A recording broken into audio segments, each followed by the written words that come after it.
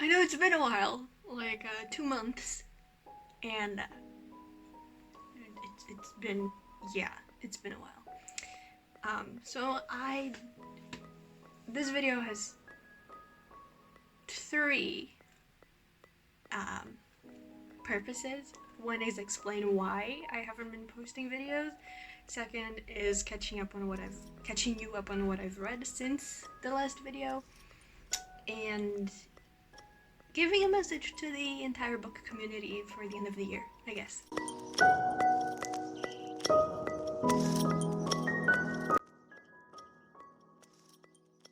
Okay, so first thing, why I haven't been posting. In short, college. I got a lot of things to do for college now, so motivation to make videos is kind of very down. Aside from like short little videos on TikTok, yeah. Catching up on what I've read so far. This year, the rest of the year. There is September. I reread Radio Silence by Oseman, which is one of my favorite books ever. I read Conventionally Yours by Annabeth Albert, cute. I read The Stand-In by Lily Chu. Rather, I heard it on Audible. It's the only place that it's available right now.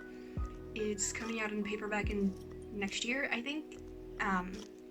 But it was Philippa Sue, like the narrator, Philippa Sue. I had to listen, and I loved the whole thing. I wanted the paperback version as soon as possible. Then October, I read 2 Brazilian books. It was like September to October was Latinx Heritage Month, so I read a couple of Latinx books, like Mentira, Perfeita by Carina, which would be Perfect Lie. I was really liking the book until the very end because she made the villain the only sapphic character in the entire book. So that was... Anyway, then I read From Lukov with Love by Mariana Zapata, which is overhyped in my opinion, but fine. Then I read Mariposa Club by Rigoberto Gonzalez, which is very dramatic, but it's a cool read, I guess. Then I read Conectadas by Clara, Alves, which is a Brazilian book, which would mean like linked, connected. It's sapphic, really cute, really diverse too, but I don't know if it's translated in English. Then Mexican Gothic by Silvia and Garcia, which was a really fun read. I love Gothic stuff, and I need to read more of that. Then As Old as Time by Liz Braswell, which is a Beauty and the Beast retelling. Really interesting, really liked it. Then I had an arc from Edelweiss of Hotel Magnifique by Emily J. Taylor.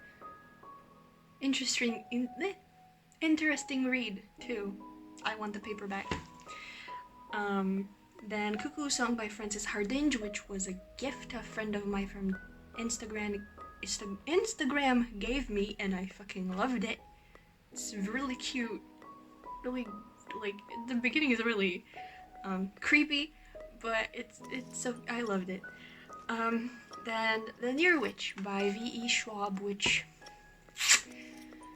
would have been so much better if the witch boy had narrated it. He was so much more interesting. Come on, V.E. Schwab. I know it was like her first book published, but Alexia was annoying as hell. Then in November, I read the most anticipated Iron Widow by zhao. I'm hoping I'm pronouncing that right. Xiran zhao. I had been waiting for that book for over a year, and now I have it, and I read it, and I'm still in pain. Then I read The Beauty Myth by Naomi Wolf, which I had been reading for a few months. Not because it's bad, but it's non-fiction, and I'm not used to non-fiction, so it took me a while. This book was published in the 90s, and some of the stuff is outdated, but a lot of it still holds true, and it's like, yeah. Then Skuldegerry Pleasant by Derek Lady. One of my friends recommended this to me, and I fell in love. I want the whole series, but it's so long. It's like over 12 books or something. But I loved it so much. I need the others. Then after that was Circe by Madeline Miller. I loved the book as I loved Song of Achilles, but it made me upset because Song of Achilles, she has like 2 very explicit sex scenes with characters who are minors and the gay men, and in Circe there were a lot of sex scenes too, but they were fade to black. I'm not upset that I didn't get to read sex scenes. I am ace. It's the fact that like she went out of her way to sexualize minors who are gay. Yeah, not a fan of that. Then I Was Born for This by Alice Oseman. I love everything this person writes. I love everything they write.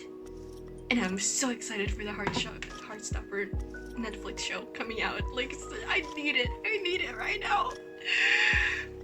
And that was it. And now for December, I've read The Poppy War, which pain.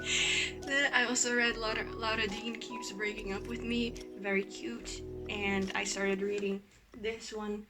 It's Japanese myths, really interesting. And I just started reading, it's over there, but I just started reading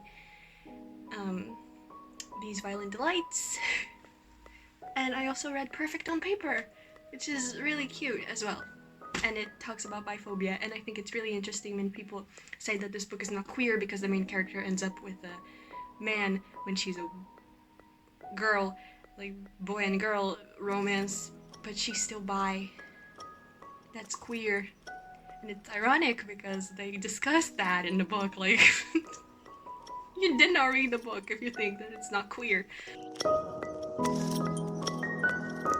Now for the message for the book community. I just want to say how happy I am to be here.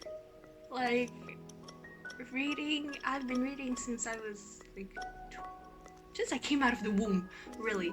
But I started like seeking out books specifically to read since I was 12, and I never had that many friends who liked to read. Like, I think I made my first friend who liked to read as much as me when I was around 14. And in real life, it's just harder to find people who like to read the way that I do. But being here in the community is just so nice. Making friends in the community is really nice. And I'm also like in the middle of the writer community, and it's really motivating. I started writing one book that I hope to have it done by 2022. Don't know why I paused, but yeah, it's just the joy being here, and I hope to post more into 2022, but honestly, college is still a thing that I have to worry about until for like another year and a half at the very least. So we'll see how that goes. We're gonna see.